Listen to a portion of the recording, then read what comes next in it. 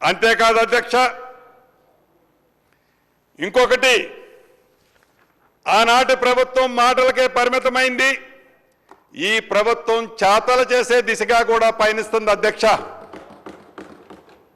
Revenue చట్టాన్ని 1971ని మార్చి 2020గా చేశారు. వారి కన్వీనియంట్గా ఉండే విధంగా అధికారం ఉంది, అధికారంతో ఏదైనా చేయొచ్చని వారు చేశారు.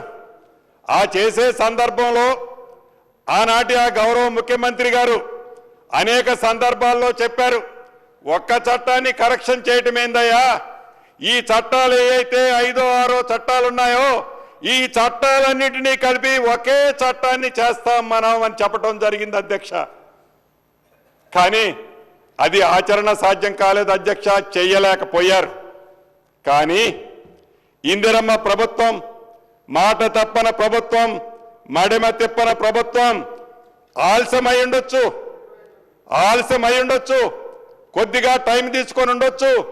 నిర్ణయం నేనొక్కడినో ఈ వేదిక మీద ఈ ముందున్న 2, 3 మంత్రులమే కాదు అధ్యక్ష, అనేక పర్యాయాలు నేనైతే 100కు పైన సార్లు ఈ చట్టం తయారు చేసే దాంట్లో పాలు పంచుకున్న మా మంత్రులైతే కేబినెట్లోనే కాదు, కేబినెట్ల బయట కూడా అనేక సందర్భాల్లో చర్చించుకున్నాం.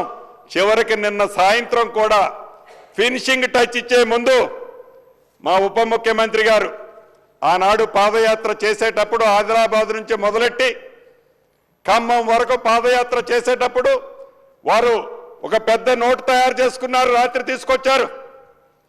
ప్రతి అంశాన్ని అధికారులు మేము కూర్చొని క్షుణ్ణంగా చదివి ఈ అంశాన్ని ఇన్కార్పొరేట్ చేశారా లేదా, ఈ అంశం మీద మన చట్టం ఏమి చెబుతుంది, ఈ అంశంలో సామాన్యుడికి పేదోడికి మంచి జరుగుతుందా లేదా అని లాస్ట్ మినిట్ వరకు కూడా చట్టాన్ని అసెంబ్లీకి పంపించే ముందు వరకే కూడా కేబినెట్లో త్రూ అయ్యే ముందు దీన్ని క్షుణ్ణంగా పరిశీలించి ప్రతి అంశాన్ని, ప్రతి లైన్ని, ప్రతి విషయాన్ని ఎక్కడా పేదోడికి అన్యాయం జరగొద్దు.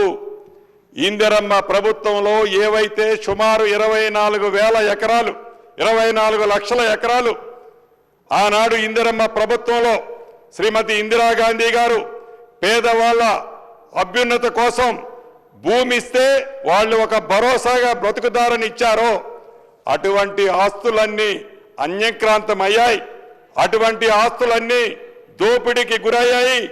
నా పాదయాత్రలో ఇటువంటి అంశాలు అనేక గ్రామాలలో, మండల హెడ్ క్వార్టర్లో వేలాది మంది వచ్చి విన్నవించడం జరిగింది. మన ఇందిరమ్మ ప్రభుత్వంలో వాటిని పరిష్కరించాలని రాత్రి ఫైనల్ టచ్అప్లో గౌరవ ఉప ముఖ్యమంత్రి గారు కూడా సూచించి వీటన్నిటినీ కూడా దీంట్లో పొందుపరచడం జరిగింది అధ్యక్ష.